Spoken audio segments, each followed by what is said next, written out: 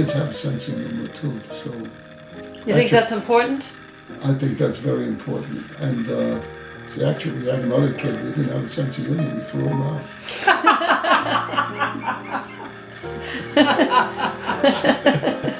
I can't remember jokes except sometimes situations come out and reminds me about. He's very witty on what he comments on whatever's happening. He's always got witty things going on there. What do you like best about Betty? She's a sexy kid. I like that she's a sexy And here I kid. thought it was my cooking.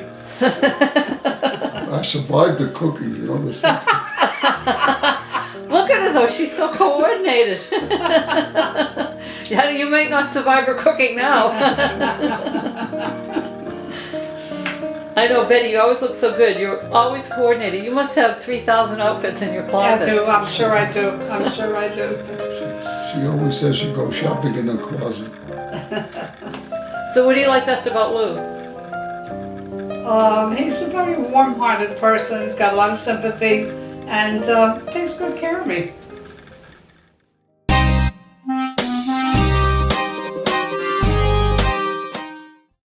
So that whole food thing with Lou, that was a big thing, right? Yeah, so I try to behave myself. I did wrong yesterday. Should have ordered something else, but I got that out of my system. So I won't do it again. It upsets me too much. What did you order? I ordered scallops and shrimp. Oh, so That's forbidden. because of the cholesterol? No, because it's not kosher. Oh, You can only eat fish that has fins and scales. I see. So tell me that story about when you were on the cruise again, what you ordered the pork, was that on the cruise? Oh, yes.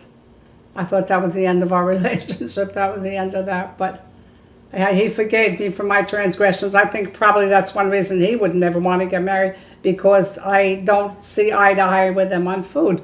Although everything I do make for him is kosher and guarantees something that he would have no problem eating. I either make him dairy or I make him a kosher meat or kosher chicken. And I have taught him to eat lots of foods that he never ate before. I offered him chicken salad. I don't like it. Another time, chicken salad. I don't like it. The third time I offered a few weeks later, what don't you like about chicken salad? Did he try it? I never had it.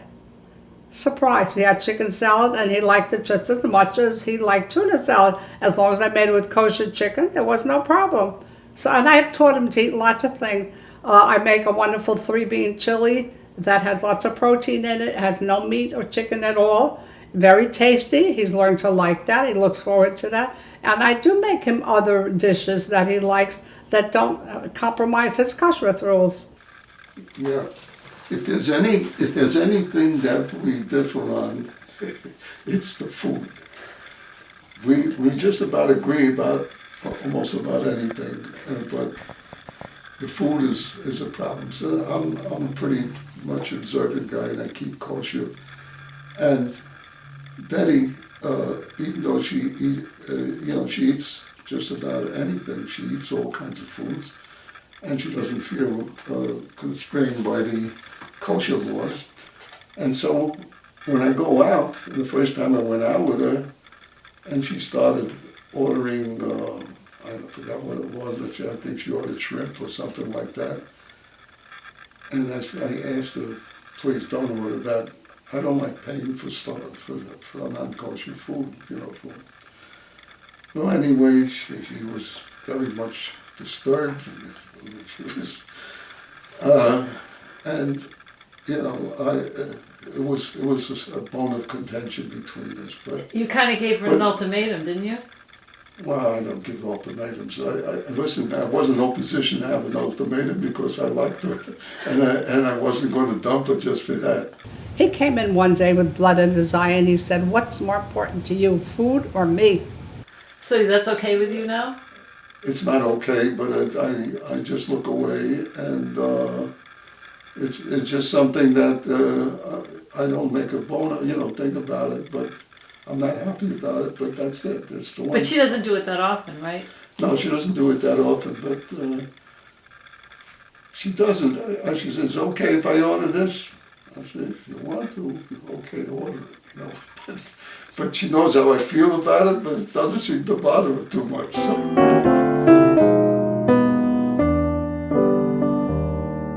met at a card game.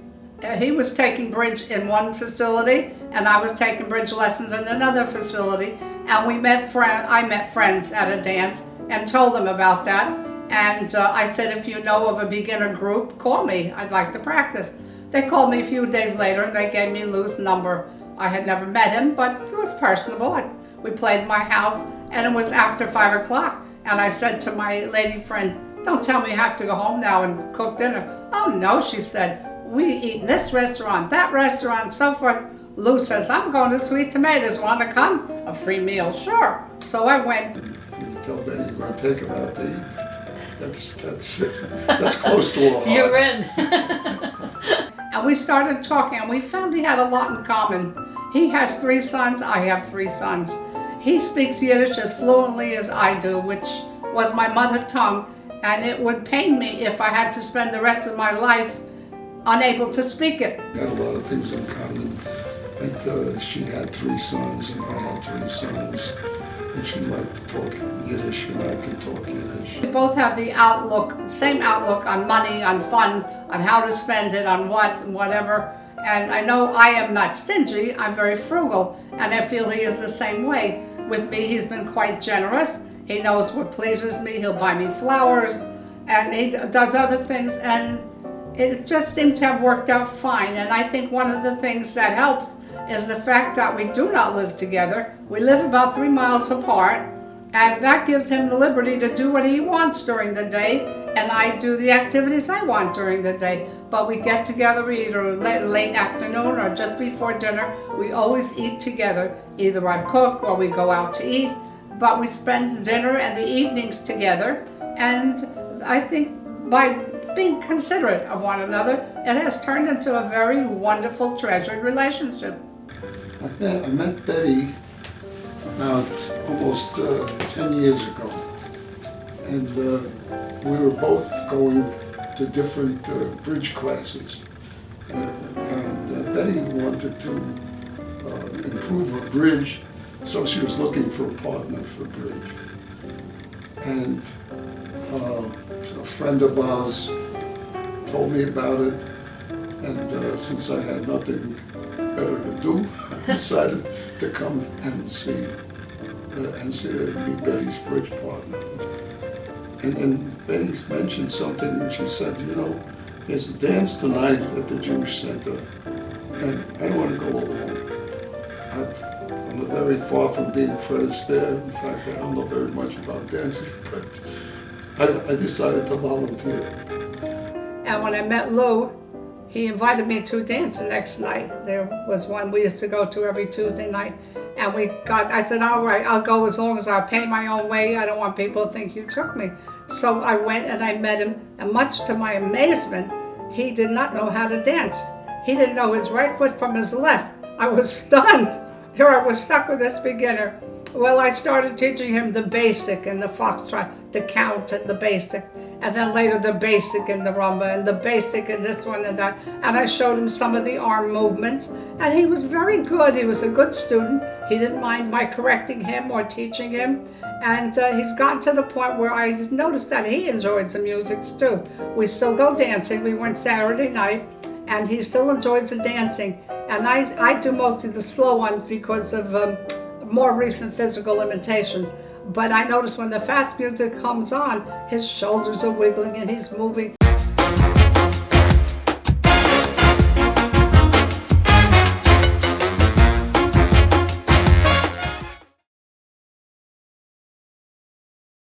I have been asked how I feel about my upcoming surgery, which is pretty near, about a week or so away. And what is it, Betty? What's the surgery? It's open heart surgery. It's a replacement of a mitral valve, which is a vital part of the heart. And what the purpose it does, the mitral valve makes the blood flow up to the upper chambers. But when it's badly leaking, it flows back down into the lungs. And that is what has been causing my breathing problem for these many years. And it wasn't until the last few months that I found out what exactly was the cause of my problem. And I've been going to different doctors who are a little bit younger, have a little bit better outlook, and are very optimistic. Now, the surgeon that I went to seems very knowledgeable, the youngish man from my viewpoint. He seems very knowledgeable, he seems very confident, and I believe he has done this surgery before. And of course I'm a little frightened, I'm a little nervous, but I assume that all will go well, and I'm hoping at least to be able to walk back and forth around my house without getting short of breath, let alone I'd like to go shopping once in a while, which I'm very limited with. And I do have a very close circle of friends that are wonderful. As a matter of fact, one of them made a luncheon for me Friday because I'm going in for surgery, and it was just lovely. There were 5 of us there in her home, and it was just such a lovely thing. When we finished eating, we sat around and we talked and we discussed, and we're so close that it's like family. And I think that's another very important thing. You must have good friends, and in order to have a good friend, you have to be a good friend. It seems, I've been with Betty for 10 years, and the last year she has declined a lot in ability to breathe.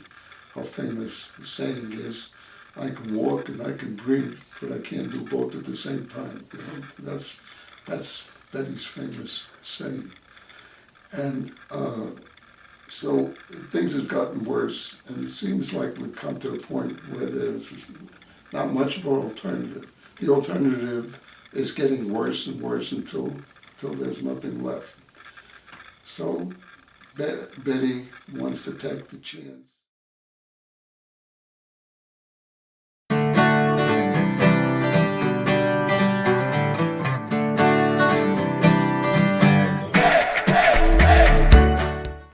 A few years ago, we went up to Vermont for a month. We rented a condo in the ski area, and we found so many things to do. It was so interesting. I think we flew partway. We flew to Albany and rented a car there. There are so many things of interest in Vermont, but to get to any place you have to do a lot of driving, which Lou did. But there were so many interesting things, and we found things, whatever the sightseeing was. We went, and we went one weekend. We went to visit his son and daughter-in-law in Boston, and came back with lots of kosher meat from someplace there. And even though I did the cooking, it was easy stuff. It was not anything that required a lot of labor, heat and things like that. And it was fully furnished. They had a lovely fireplace there.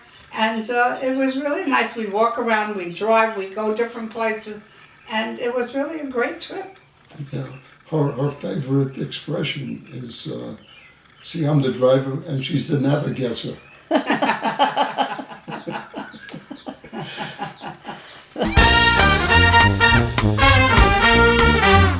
This picture was taken around 1962, 63. I was president of a women's group, B'nai B'rith Women, and one of the local department stores wanted pictures of all the presidents of the women's organization. So they took this one, and this was the one that was hanging in there. They had a whole display of all the presidents. That was nice. And this was my high school graduation picture in cap and gown. I was happy. That was in 1944. And that was great. I had planned to be a nurse, and I took courses that would fit in with that. And then I changed my mind and decided I wanted to go for an MRS degree. So that was that. This was when I was a teenager, about 17, and this went all over the Pacific on all the islands with my husband, who at that time was my boyfriend, and that was his pin-up picture. And we danced all the time, and you had to have nice-looking clothes to dance because many of the people were the ones you saw from one place to the next, and you couldn't wear the same things all the time. So that's one of the outfits that I had. I still have it. And this is one where Lou and I were in the Berkshires. This was about 6 years ago, and we took a trip there, and this was taken one morning beside the lake. And this was at a dance. We were in a dance position, and that was when we were dancing. I don't know if it was on a ship or someplace around here, but we were dancing, and it's a lot of fun. You guys seem like you have a lot of fun together. Yeah, we do. And hopefully maybe next year we'll go on a trip Good. and Well, see what happens. thank you so much for all of this. Is there It's our pleasure. It's fun. is there anything you want to add? I just want to say it's been wonderful being an actor in this forever.